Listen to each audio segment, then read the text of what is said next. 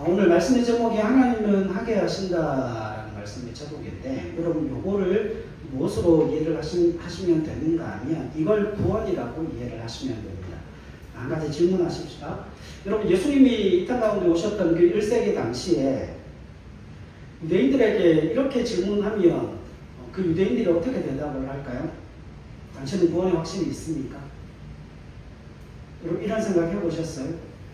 유대인들은 구원의 확신이 있었을까요? 없었을까요? 예수님 당시에. 한 번도 생각해 보신 적이 없죠. 그런데 여러분, 예수님이 사역하시던 그 1세기 당시에 대부분의 유대인들은 구원에 대한 확신 자체가 없었습니다.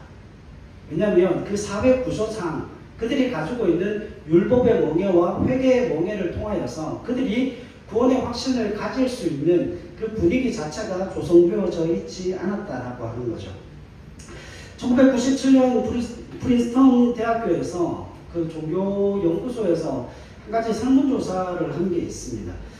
이게 아마 저와 여러분들한테도 적용이 되어질 것 같아요. 미국인들의 80%가 자신이 그리스도인이라고 고백을 한답니다. 그리고 그 80% 중에 60% 이상의 사람들이 자신은 천국에 간다라고 이야기를 합니다. 그런데 그 자신은 구원받았다, 나는 지금 죽어도 천국 간다라고 이야기하는 사람들, 그 60%의 사람들 중에 당신은 성경대로 사는 제자입니까? 라고 물었을 때 그렇다라고 대답한 비율이 어느 정도 될까요? 16%라고 합니다. 그러면 3분의 1밖에 안 되는 거죠. 그죠? 그럼 나머지 사람들은요, 자기가 구원은 받았으되 뭐는 안 해요? 성경대로 살지는 않는다라는 이야기죠.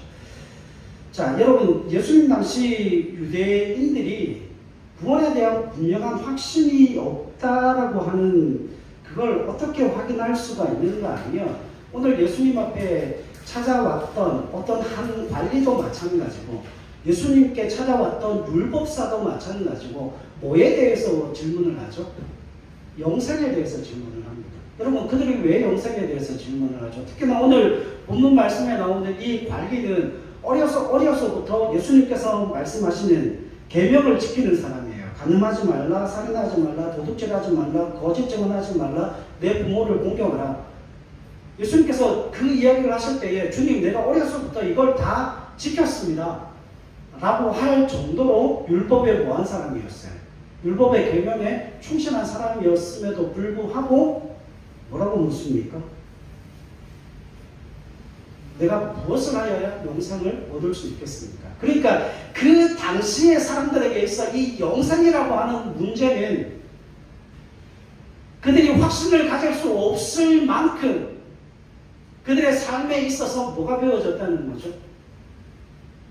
굉장히 중요한 근심거리가 되어졌다라고밖에 그렇게 설명할 수밖에 없어요.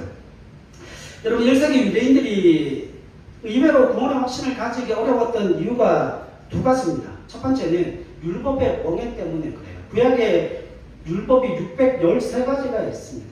근데 구약의 율법 613가지 중에 612가지를 지키고 한 가지를 어기면 율법을 지킨 거예요? 범한 거예요?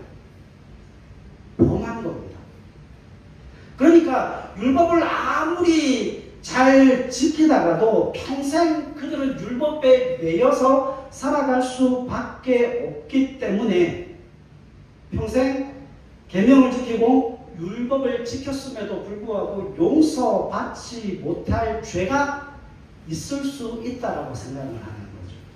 그리고 또 한 가지, 그 죄를 범했다면 그 죄를 씻을 수 있는 길이 있죠. 뭘 하면 됩니까? 회개하면 됩니다. 그런데 문제는 회개할 기회가 없이 죽으면 모든 것을 다 잃는다라고 생각을 했기 때문에 이 사람들에게 있어서는 뭐가 정말 중요한 거예요? 율법과 이 회개에 관한 문제가 굉장히 중요한 문제였다라고 하는 거죠. 이게 무엇과 직결되는 문제이기 때문에 영생의 문제와 직결되어지는 문제이기 때문에. 그래서 1세기에 유명한 랍비 중에 엘르아살이라고 하는 랍비가 있는데 그 사람이 이렇게 이야기해요. 죽기 하루 전에 회개해라. 자신의 제자들에게 죽기 하루 전에 회개하라고 이야기를 하니까 그 제자들이 묻습니다. 아니 선생님, 내가 언제 죽을지 그걸 모르지 않습니까? 내가 언제 죽을지 모르는데 어떻게 죽기 하루 전에 회개를 할 수가 있습니까?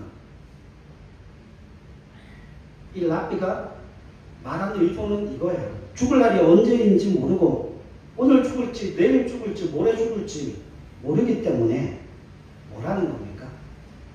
매일 회개하라는 거예요. 게다가 유대인들에게 있어 이 회개라고 하는 개념이 유대인들에게 굉장히 중요한 개념 중에 하나인데 이 회개에는 반드시 두 가지가 필요합니다. 회개를 하려면 반드시 두 가지가 필요해요. 첫 번째, 자신이 범한 그 죄와 악행에 대해서 가시적인 보상이 필요합니다. 그래서 하나님 제사를 지내러 갈 때 뭐를 가지고 갑니까? 제물을 가지고 가죠. 속죄제, 속건제를 드릴 때 반드시 뭘 가지고 가야 됩니까? 성경에서 이야기하는 제물을 가지고 가서 가시적인 뭐가 있어야 돼요? 보상을 해야 된다는 거죠. 그리고 또 한 가지, 회개에는 첫 번째는 가시적인 보상이 있어야 되고 두 번째는 지금과는 전혀 다른 삶을 살아야 한다는 거예요. 그러니까 이게 이 두 가지가 그의 삶 속에서 드러나지 않으면 그는 또 뭐 하는 거예요? 범죄하고 죄를 짓는 거기 때문에 오늘 가서 회개하고 내일의 삶이 오늘의 삶과 별반 다르지 않다면 그는 또 그 다음날 뭐 해야 되는 거예요? 회개해야 되는 거예요. 그러니까 회개라는 자체가 쉽지 않았다라고 하는 거죠. 그렇기 때문에 1세기 당시에 유대인들이 자기 자신에게 있어 그 구원 자체를 확신하기가, 구원에 대한 확신을 가지기가, 영생에 대한 확신을 가지기가 너무 힘들고 어려웠다는 거예요. 예를 한 가지 드리겠습니다. 여러분, 그 당시에 세리라고 하는 직업이 있죠. 여러분, 세리라고 하는 사람들, 돈을 걷는 사람들, 돈을 걷어서 로마에 뭘 바칩니까? 세금을 바치고, 그리고 로마에 바쳐야 될 그 세금보다 더 많은 세금들을 3-4배로 뜯어내서 자신이 그 세금을 착복해서 부자가 되는 그 세리들이 있었습니다. 그런데 이 세리가 회개를 하려면 어떻게 해야 될까요? 가시적인 뭘 해야 됩니까? 보상을 해야 됩니다. 그러니까 자기가 부당하게 취한 이득의 5%를 더해서 부당 이득을 취한 걸 돌려줘야 됩니다. 그리고 또 한 가지 뭘 해야 됩니까? 이전과는 전혀 다른 삶을 살아야 되기 때문에 그 세리라고 하는 직업 자체를 뭐 해야 돼요? 버려야 되는 거예요. 그러면 지금 세리의 일을 하고 있는 이 사람이 그동안 속여서 취한 것에 5%의 이자를 붙여서 원금을 보상해야 하고 그 원금을 다 보상하고 난 이후에는 다시금 그 세리의 직업으로 돌아가면 안 되고 그걸 버려야 되는 그 상황 속에서 세리는 회개할 수 있을까요? 없을까요? 세리는 회개 자체가 불가능하다라고 봤습니다. 그래서 바리새인들이 이 세리를 볼 때 어떻게 이해를 했는가 하면 그들은 직업상 구원을 받을 수 없는 자로 여겼어요. 그래서 뭘 합니까? 이 세리들을 회당에서 쫓아냈습니다. 왜요? 회당에 들어와서 뭐 할 자격이 없어요? 제사를 드리고 예배를 드릴 자격이 없다는 거죠. 왜냐하면 이 사람들은 뭐 할 가능성이 없는 사람들이기 때문에, 회개하여 구원받을 가능성이 없는 사람들이기 때문에 그렇습니다. 여러분, 이렇게 보면 지금 우리가 누가복음 18장을 봤지만 누가복음 19장 1절부터 10절까지 말씀해 보면 누가 나옵니까? 삭개오가 나옵니다. 삭개오가 세리장이라고 나오죠. 그러니까 1세기 당시에 이 삭개오라고 하는 이 세리는 구원받을 가능성이 있다 없다? 바리새인들이 볼 때는, 종교인들이 볼 때는 이 세리장인 삭개오는 하나님 앞에 구원받을 수 없는 대표적인 인물이었다라고 하는 거죠. 자, 여러분, 그런 의미에서 보면 오늘 본문의 관리가 예수님께 나와서 이렇게 이야기합니다. 내가 무엇을 하여야 영생을 얻겠습니까? 그러니까 이 사람들이 율법이라고 하는 문제와 회개라고 하는 그 문제에 노이로제가 걸려 있는 거예요. 왜냐하면 자신의 영원한 생명이 바로 거기에 걸려져 있기 때문에 그렇습니다.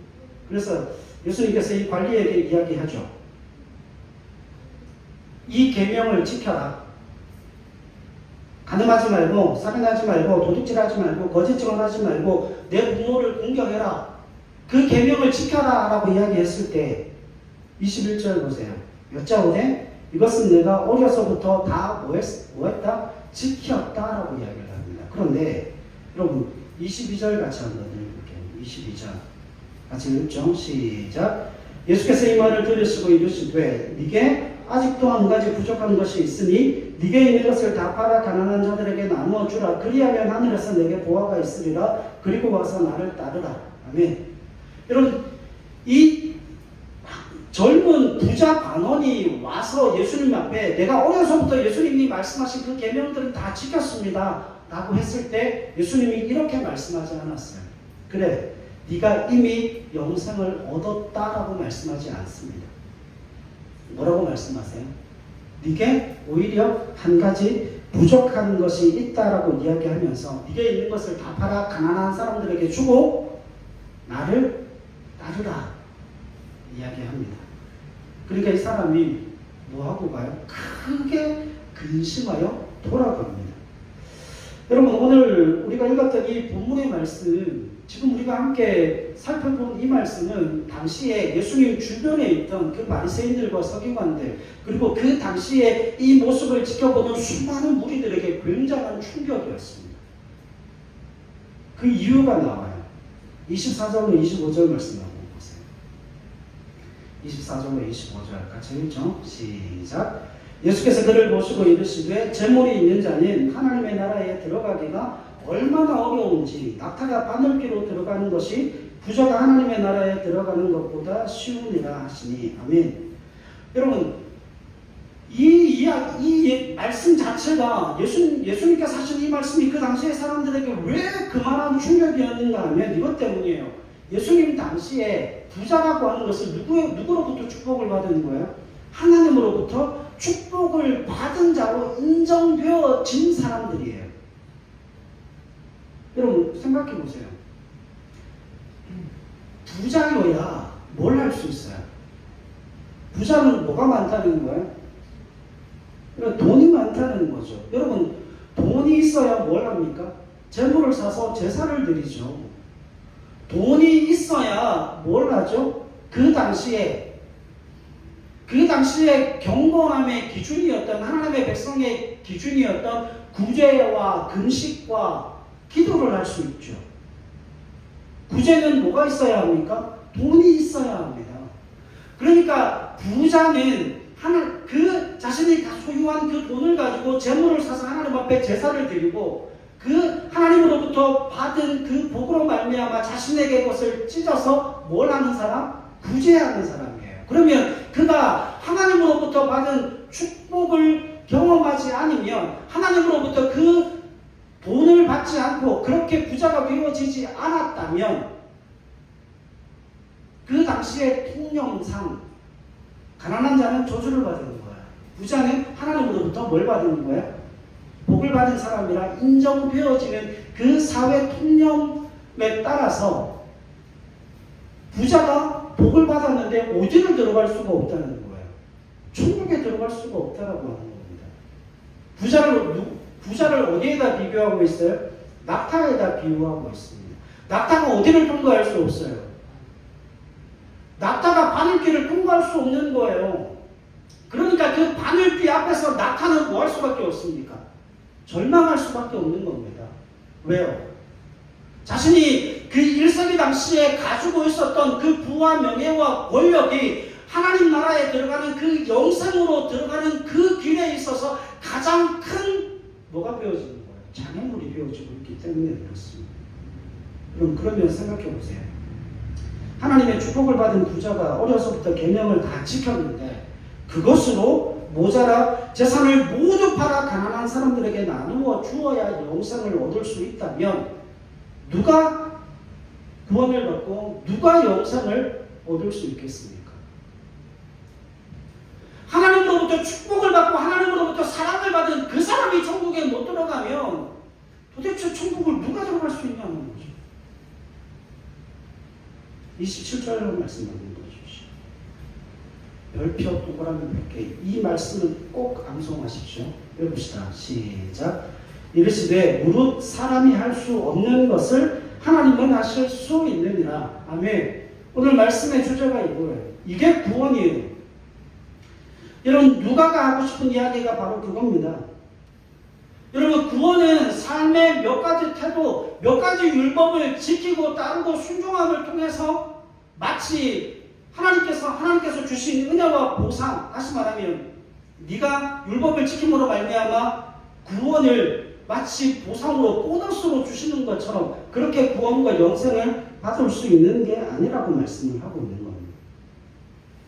여러분, 구원은 삶의 몇 가지 행동과 태도 때문에 받을 수 있는 게 아니다라고 성경이 분명히 이야기를 해요.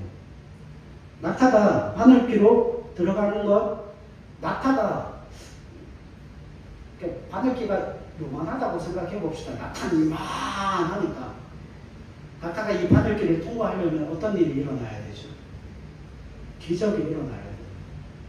사람으로는 할 수 없는 일이죠. 불가능한 일이 삶 속에 일어나야 된다는 거예요. 여러분, 당시의 시대적 배경에서는 누구는 구원받을 수 없어요?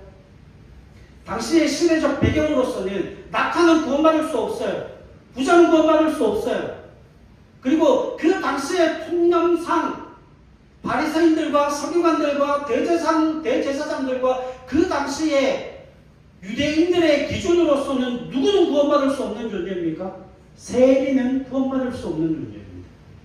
왜요? 세리는 뭐 할 수 없기 때문에 자신이 속여 취한 것의 5%를 더해서 갚을 수 없고 또 자신의 직업을 떠나서 다른 무엇인가를 할 수 있는 존재가 아니기 때문에 그 당시에 대표적인 인물로서 세리는 구원받을 수 없기 때문에 어디에도 들어올 수 없다. 회당조차도 들어올 수 없었다는 거죠. 자, 19장으로 가봅시다. 19장 8절 한번 보십시오.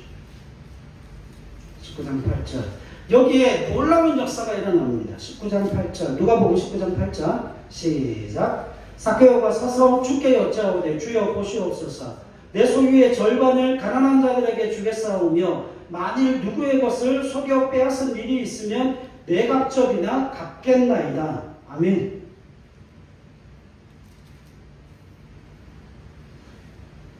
여러분, 어려서부터 계명을 지키고 어려서부터 율법을 지키고 부자가 된 그 부자 관리가 할 수 없었던 일,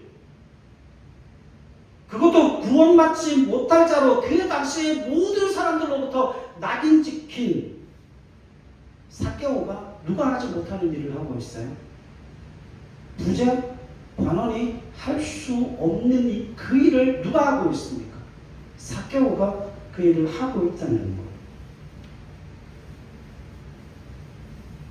여러분, 그 당시에 모든 사람들이 안 된다고 하는 사람, 그 당시에 모든 사람들이 너는 구원받을 수 없다, 너는 회당에 들어올 자격도 없다, 그래서 회당에 얼씬도 그러지 마라, 그렇게 회당에서 조차 쫓겨난 구원받을 수 없다라고 생각한 바로 그 사람이, 그 사람의 삶의 현장에 뭐가 일어나고 있어요? 구원의 역사가 일어나고 있습니다. 19장 9절 보세요. 읽읍시다. 시작. 예수께서 이르시되 오늘 구원이 이 집에 이르렀으니 이 사람도 아브라함의 자손이미로다. 아멘. 여러분, 이 오늘 구원이 이 집에 이르렀다, 이 말씀을 누가 하셨습니까? 주님이 하셨습니다. 여러분, 부자 관원도 할 수 없었고 바리새인들과 서기관들과 대제사장들과 그 당시에 수많은 종교인들도 할 수 없었던 그 일을 누가 하십니까? 주님이 하십니다. 그 당시에 구원받을 수 없었던 그 세리 삭개오에게 구원이 임하였다 말씀하고 있습니다. 여러분, 그 당시에 통념상 누구는 안 되는 거예요. 누구는 안 되는 겁니까? 다른 모든 사람들이 다 구원을 받는다 할지라도 세리 너는 안 돼. 세리 중에도 가장 큰 세리장 너는 구원받을 수 없어. 사람은 할 수 없는 그 일을 누가 하십니까? 주님이 그 일을 하십니다. 자, 그러면 여러분, 관리가 구원받지 못한 이유, 관리가 회개할 수 없었던 이유가 어디에 있을까요? 다시 18장으로 가겠습니다. 18장 18절로 20절 보세요. 자, 어떤 관리가 물어 이르되 선한 선생님이여 내가 무엇을 하여야 영생을 얻으리까? 예수께서 이르시되 내가 어찌하여 나를 선하다 할 것이냐? 하나님 한 분 외에는 선한 이가 없느니라. 내가 계명을 안 하니 간음하지 말라, 살인하지 말라, 도둑질하지 말라, 거짓 증언하지 말라, 내 부모를 공경하라 하였느니라. 아멘. 그럼 부자 관리에 대한 예수님의 답변이 이거였습니다. 그런데 예수님께서 말씀하시죠. 19절에 하나님 한 분 외에는 선한 이가 없다라고 이야기를 하시면서 20절에서 5계명부터 9계명만 언급하십니다. 뭐는 빼놓았어요? 1계명부터 4계명 그리고 10번째 계명을 빼놓았습니다. 왜 그럴까요?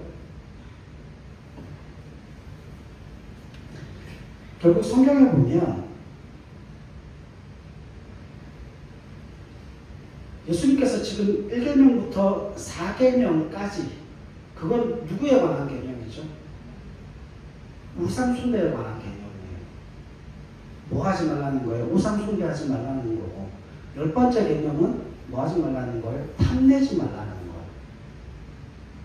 우상숭배와 탐내지 말라는 거. 그러면 지금 예수님께서 이 관리에게 하시는 가장 중요한 이유는 뭐냐면 율법의 몇 가지 조항, 그것에 의해서 율법의 몇 가지 조항을 뭐 한다고 해서 지키고 순종한다고 해서 구원의 길이 열려지는 게 아니라는 거예요. 네가 생각하지 아니하고 있는 나머지 1계명부터 4계명 그리고 10계명에 나와 있는 우상숭배와 탐심을 버리는 그 계명도 뭐 해야 된다는 거예요. 지키고 순종해야 한다는 겁니다. 그러니까 결국 이 젊은 관리에게 있어 뭐가 우상이 되어지고 있다는 거예요. 젊은 관리에게 있어 무엇이 우상이 되어지고 있습니까? 물질이 우상이 되어지고 있어요. 그리고 그 물질을 어떻게 얻었습니까? 욕심으로 얻은 거예요. 그러니까 지금 주님께서 이 관리에게 하시는 그 이야기가 무슨 의미를 담고 있는가 하면 네가 가지고 있는 그 재물을 다 팔아서 가난한 자에게 나누어주고 나를 따르라. 이 말씀을 오해하시면 안 돼요. 이걸 문자 그대로 해석하시면 안 된다고요. 그러면 여러분 교회 안에는 다 누구만 있어야 돼요? 부자들은 다 낙타가 되는 겁니다. 그럼 나 천국 못 가는 거예요. 그런 이야기가 어디 있습니까? 이건 문자 그대로 해석하는 게 아니고 이건 하나님이 상징적으로 보여주시는 그림 메시지라고 하는 거예요. 18장 21절 말씀을 보세요. 이것은 내가 어려서부터 다 지켰다라고 이야기를 했죠. 여러분 유대교에서는 그 기부하는 그 사람이 곤란 빈곤에 빠지는 것을 막기 위해서 기부하는 그 액수의 상한선이 제한되어져 있어요. 자기 재산의 20%만 기부할 수 있습니다. 그러니까 11조와 세금을 내야 했기 때문에 11조를 내고 세금을 내고 그 다음에 남은 그 재산의 20%를 기부로 기부한다는 거 그거 쉽지 않은 거예요. 그렇죠? 그런데 지금 재산의 20%가 아니라 주님께서 뭐라고 이야기하십니까? 전 재산을 다 팔아 가난한 자들에게 나누어 주라고 이야기를 하고 계시는 거예요. 자, 이건 예수님께서 생태를 부리고 있는 게 아니라 영생에 대하여 질문한 이 관리가 큰 부자였기 때문에 쉽게 이 사람을 정죄하지만 이 부자는 정죄 받을 만한 사람은 아닙니다. 왠지 아십니까? 이 사람이 젊어서 관리가 되었다라고 하는 건 뭐에 철저한 사람이라는 거야? 자기 관리에 철저한 사람이라고 하는 거예요. 남들 다 잘 때 홀로 공부한 사람, 자신을 절제하고 그 절제한 것을 통하여서 어디로 올라가게 되는 거죠? 고급 관리 자리까지 올라가게 되는 거죠. 그렇게 물질을 얻고 그 물질을 벌어들인 사람이에요. 어려서부터 계명을 다 지켰다면 그는 정직하게 부를 모은 사람입니다. 게다가 젊은 나이에 관리가 되었다라고 하는 건 자기 관리에 있어서도 철저했다라고 하는 것이죠. 그러면 이 사람이 욕먹을 만한 일을 한 사람입니까? 아닙니까? 오히려 칭찬받아 마땅한 사람이죠. 여러분, 그가 어려서부터 계명을 지켜온 신실한 신자라고 생각을 했을 때 이 사람이 영생에 대한 깊은 관심을 가지고 있는 것은 어찌 보면 당연한 결과일 거예요. 자, 그런데 여기에 한 가지 중요한 사실이 나타납니다. 여러분, 이 예수님께서 이 젊은 관리를 뭐에 비유하셨죠? 낙타에다가 비유를 하셨어요. 여러분, 어떤 문헌에 찾아보니까 이 낙타라는 동물을 이렇게 기록하고 있어요. 물 없는 열사의 땅 사막에서 350kg의 짐을 지고 447km를 물도 없이 16일 동안 이동하고 그리고 하루 쉬고 다시 350kg의 짐을 지고 240km를 이동했다는 기록이 있을 정도로 낙타가 집념이 대단한 동물이죠. 그러니까 어려서부터 계명을 묵상하고 그 계명을 되새김질하면서 묵묵히 자신의 길을 지켜오면서 사회적 지위와 부를 얻은 젊은 부자 관리, 이 관리가 누구와 닮아 있다는 거예요? 낙타와 닮아 있다라고 하는 거죠. 그런데 그 낙타가 어디에서 절망을 하는 겁니까? 천국문 앞에서 절망을 하는 거죠. 그 천국문은 낙타가 통과할 만한 문이 아니었던 거죠.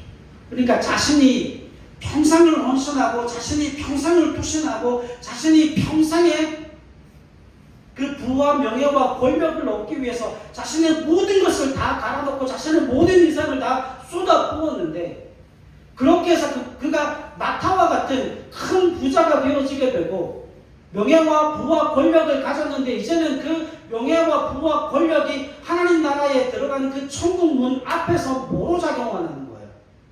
장애물로, 방해물로 작용하고 있다는 거죠.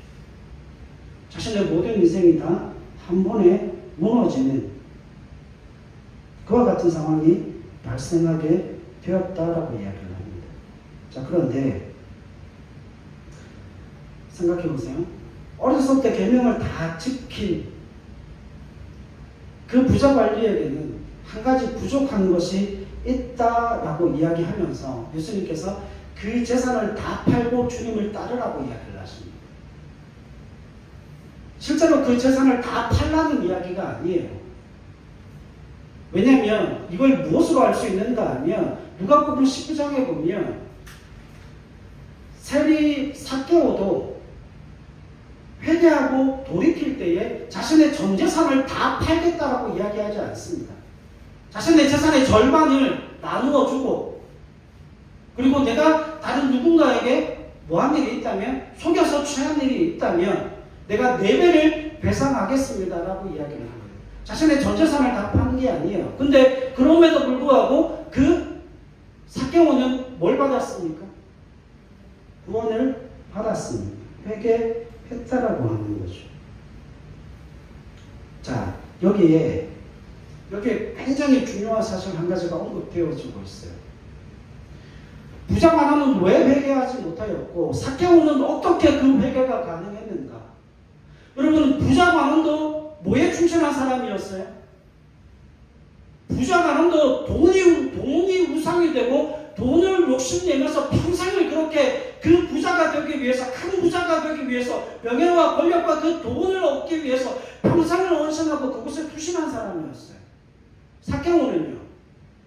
삭개오도 돈이 우상이었던 사람입니다. 삭개오도 돈이 우상이었던 사람인데 그 돈을 부자 관리와는 전혀 다른 방법으로 약한 자들을 갈취하고 부당한 세금을 거두어 들임으로 말미암아 분을 축적한 사람이에요. 그 분을 축적한 사람의 대명사가 누군 겁니까? 세리인 거예요. 그러니까 이 사람은 어디에조차도 들어갈 수 없다. 예배당에조차도 들어갈 수 없는 아예 그 구원에서 배제된 인물이었음에도 불구하고 젊은 부자관리는 회개하는 데 실패하고 삭개오는 회개함을 통하여 하나님의 구원의 임재와 구원의 역사를 경험하면서 그 구원의 능력을 증언하는 증인으로서의 삶을 살게 되었다라고 하는 거죠. 이 두 사람의 차이가 어디에서 날까요? 성경이 분명히 기록합니다. 여러분, 진정한 회개는 두 가지가 있어야 돼요. 자유와 능력이 있어야 합니다. 자, 예를 한 가지 드십시다. 제가 여러분들한테 회개하십시오. 여러분들 회개해야 됩니다. 라고 하면 회개하시겠습니까? 회개하시겠습니까?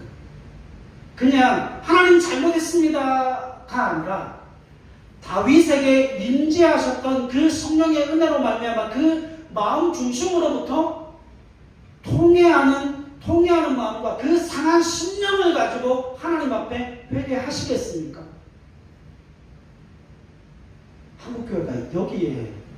한국교회가 여기에 실수가 있었어요. 여러분, 회개해야 된다라고 해서 회개하라고 해서 회개가 되는 게 아니에요. 회개는 언제 되는 거예요? 그 마음 가운데 상한 심령과 통회하는 마음이 주어져야 뭐 할 수 있어요? 회개할 수 있는 거예요.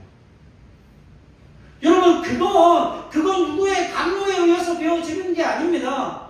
CD 가지고 막 스크린 깔아놓고 찬양하고 기타 치고 뭐 난리부술 내도 뭐 하지 않으면요, 그 마음 가운데 상한 심령과 통회하는 마음이 들어오지 않으면 그가 행하는 그 모든 말은 다 회개일 리가 없습니다. 회개가 되어질 리가 없어요. 다 자기 욕심으로 하는 거예요. 우리가 이걸 잊어버렸어요. 여러분, 그런데 그 회개가 어떻게 주어지는가 하면, 그 회개의 자유와 능력이 어떻게 주어지는가 하면 이것으로 말미암아 주어집니다. 그럼 보세요.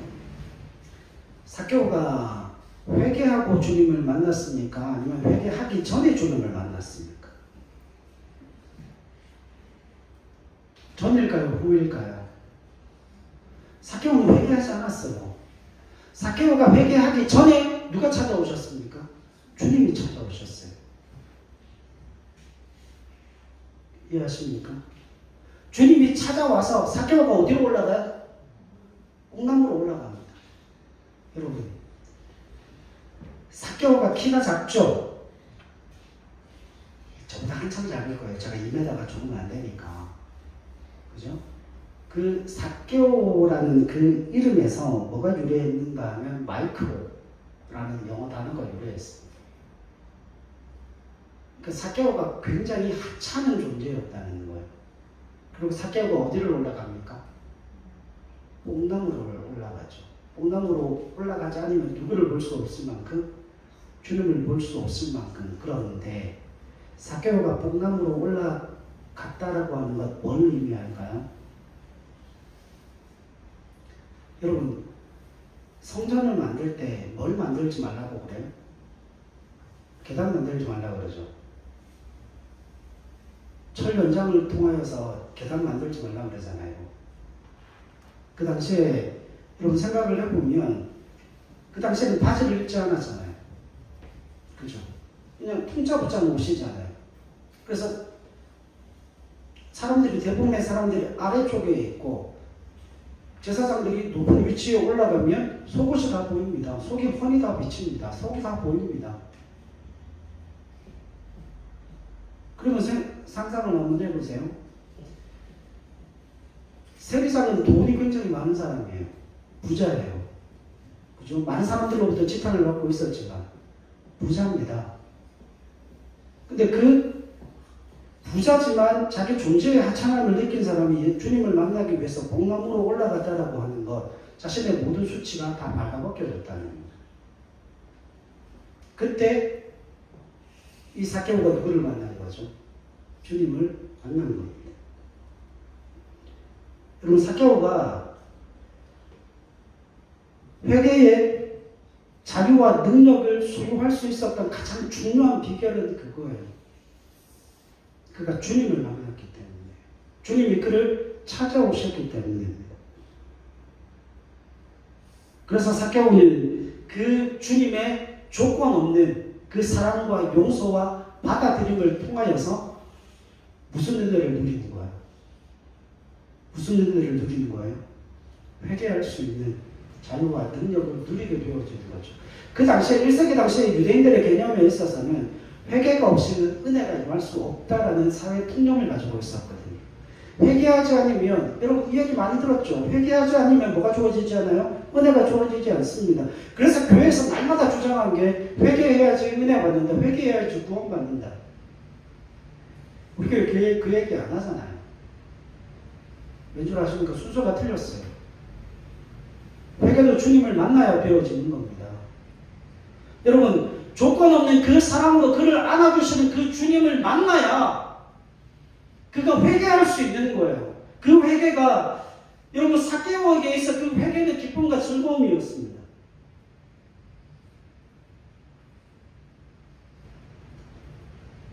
누가복음 19장 6절에 보니까 이렇게 이야기해요. 급히 내려와 즐거워하며 영접하거늘. 삭개오에게 있어 회개는 짐이 아니었어요. 삭개오에게 있어 회개는 뭐였습니까? 기쁨과 즐거움이었습니다. 고통이 아니었다라고 하는 거예요. 그러니까 평생 율법의 멍에와 회개의 명예란 두 개의 멍에를 메고 살아야 했던 이 젊은 부자 관원에게 있어서는 그 회개 자체가 고통이었지만, 삭개오에게 있어서는 그 회개 자체가 기쁨이요 즐거움이었다라고 하는 거죠. 왜요? 누가 오셨기 때문에요? 주님이 삭개오에게 오셔서 조건 없는 사랑으로 그를 먼저 용서하시고 그를 친구로 받아주셨기 때문이었다라고 하는 거죠. 그래서 삭개오가 뭘 받게 됩니까? 그리고 19장 8절에 삭개오가 서서 주께 여짜오되 주여 보시옵소서, 내 소유의 절반을 가난한 자들에게 주겠사오며 만일 누구의 것을 속여 빼앗은 일이 있으면 내 갑절이나 갚겠나이다. 이 19장 8절이 뭡니까? 회개입니다. 회개에서 주님을 만나는 게 아니라 주님께서 조건 없이 베풀어 주시는 그 사랑의 은혜를 경험하고서야 그가 뭐가 되었다는 거예요.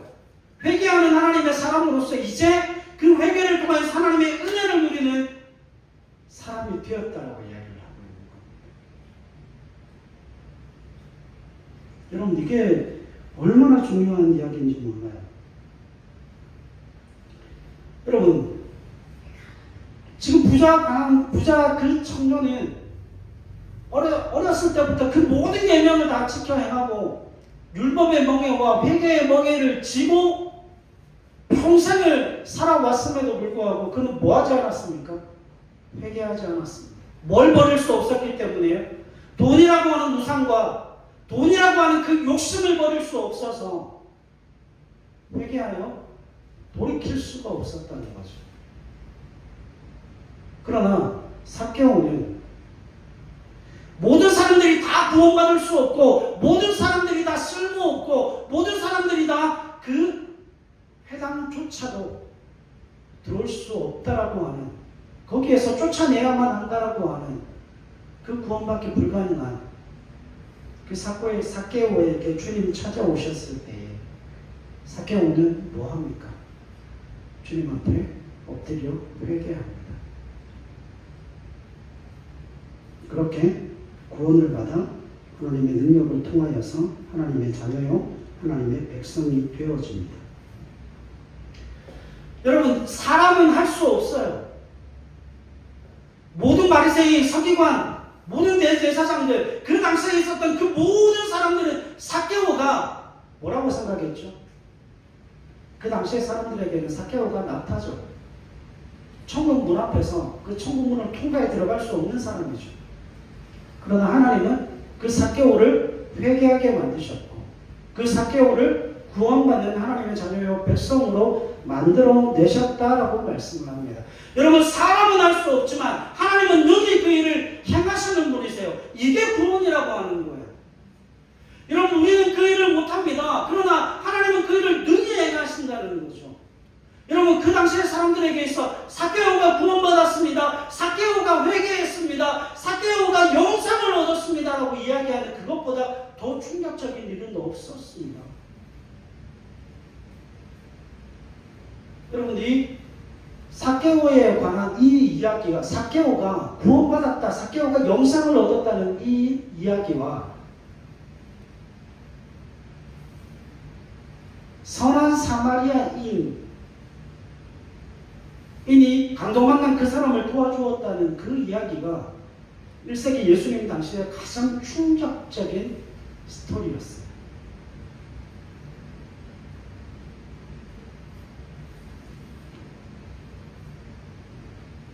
여러분, 주님을 만나면 기쁨으로 그 일을 감당할 수 있게 되어집니다. 한 가지만 이야기하고 마칠 거예요. 그럼 마태복음에 보면 천국을 뭐라고 표현하는가 하면 마태복음 13장에 44절인가요? 천국을 밭에 감추어진 보화라고 이야기를 합니다. 근데 그 밭에 감추어진 보화를 그 밭을 사는 사람이 울며 불며 그 밭을 삽니까? 그 밭을 어떻게 사죠? 자신의 모든 소유를 다 팔아 기쁨과 즐거움으로 그 밭을 삽니다. 왜? 그 밭에 뭐가 있기 때문에요? 보화가 감추어져 있기 때문에. 그래서 그 밭을 사야만 그 밭 안에 있는 보화를 취할 수 있는 거예요. 여러분, 누가복음 19장 10절을 보면 인자가 온 것은 잃어버린 자를 찾아 구원하려 함이니라 라고 말씀합니다. 여기서 19장 10절에 인자가 온 것은 잃어버린 자를 찾아, 이 찾는다라는 단어가 제테오라는 헬라어 단어예요. 근데 이 단어가 어디에 나오는가 하면 19장 3절에 보면 삭개오라는 사람이 그가 예수께서 어떠한 사람인가 하여 보고자 하되, 키가 작고 사람이 많아 할 수 없어. 여기서 보고자 하였다. 이 단어가 제테오라는 단어, 똑같은 단어예요. 이 제테오라는 단어가 어떤 단어인 줄 아십니까? 이곳저곳 찾아다니는 거예요. 주님께서 이 땅 가운데 오셔서 누구를 찾아다닙니까? 잃어버린 자를 이곳저곳 찾아다니십니다. 그런데 삭개오가 누구를 지금 찾아다녀요?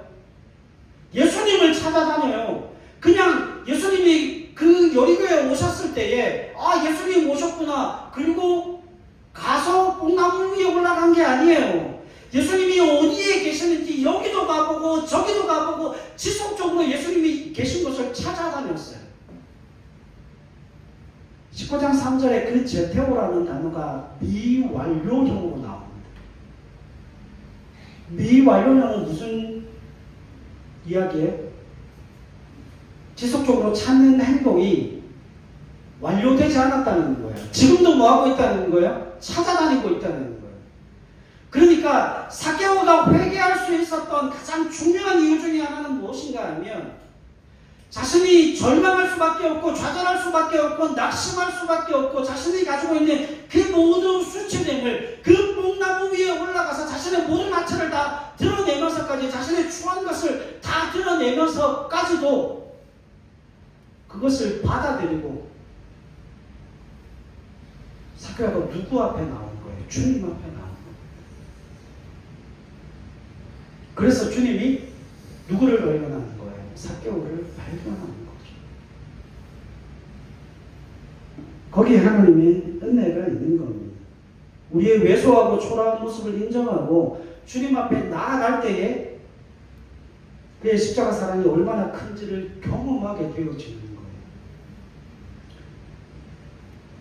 제가 이 말씀 준비하면서 제가 한 가지 소망을 가지게 되었습니다. 여러분, 기도 잘 하셔야 됩니다. 기도 잘 하셔야 돼요. 제가 오늘 오후에 기도하면서 제가 마음의 확신을 가진 게 한 가지가 있습니다. 제가 이 확신을 가지고 기도하면서 얼마나 좋았나 몰라요.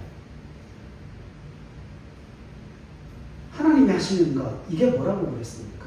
구원이라고 했죠. 사람으로서는 할 수 없지만 누구는 하신다고요? 하나님은 하신다고요. 그러니까 기도하다가 이게 너무 좋은 거예요. 하나님, 이게 사람으로서는 말도 안 되는 일이고 사람으로서는 어떻게 할 수 없는 일인데 뭐 그 일을 하나님 하시겠다는데 아멘입니다. 하나님.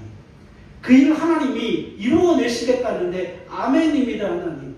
나는 사람으로서는 할 수 없는 그쪽에 서지 않겠습니다. 하나님은 그걸 하게 하신다. 하나님은 그걸 해내신다. 하나님은 그걸 하고야 마실 능력의 하나님, 전능의 하나님이시다. 나는 그쪽에 서 있겠습니다. 그래서 사람으로서는 할 수 없지만 하나님은 하게 하시고 하나님은 행하시는 분이시다. 그게 성경에 뭐로 나타납니까? 구원으로 나타납니다. 하나님, 우리가 기도하는 그 고난의 현장에서 우리를 구원하여 주시옵소서. 우리가 기도하는 그 기도의 제목 위에 하나님 역사하여 주셔서 그곳에 하나님의 구원의 증거가 드러나고 나타나게 하여 주시옵소서. 젊은 부자 관리는 결국 회개하지 않고 여전히 돈을 우상한 것, 욕심에 따르는 세상적인 사람이 되어졌지만 삭개오는 회개하여 주님께로 돌아오는 하나님의 백성이 되었다는 거예요. 여러분, 오해하지 마십시오. 주님이 돈을 다 달라고 이야기하시는 게 아니에요. 뭡니까? 우선순위의 문제를 바꾸라는 거예요. 여러분, 그 젊은 부자 관리에게 우선순위의 문제를 바꾸라는 거예요. 그 모든 소유권을 하나님께로 이전하라는 거예요. 이해하시겠습니까? 그 돈 다 달라는 게 아니라 네가 그렇게 우상처럼 섬기던 그것이 이제는 첫 번째가 아니라 하나님의 말씀이 첫 번째예요. 하나님의 사랑이 첫 번째예요. 하나님의 은혜가 첫 번째입니다. 하나님의 그 은혜와 사랑을 증거하고 나누고 행하는 곳에 하나님 내 것을 마음껏 사용하여 주시옵소서. 그렇게 큰 물질을 사용했다면 그가 구원함을 받았겠죠. 근데 그는 우상 숭배자였습니다. 물질을 욕심내는 사람이었습니다. 그러나 삭개오는 우선순위를 바꾸었습니다. 하나님의 나라, 주님의 뜻이 내게 있어 가장 중요합니다. 주님, 내 모든 재산의 절반을 내어놓겠습니다. 뿐만 아니라 내가 주님의 말씀대로 속여 취한 것이 있다면 4배나 갚겠습니다. 여러분, 오해하지 마십시오. 그러고도 삭개오는 사람입니다. 왜요? 그는 구원받았거든요. 그는 세상의 물질을 버려 뭘 취한 사람이에요? 하나님 나라의 보화를 취한 사람입니다.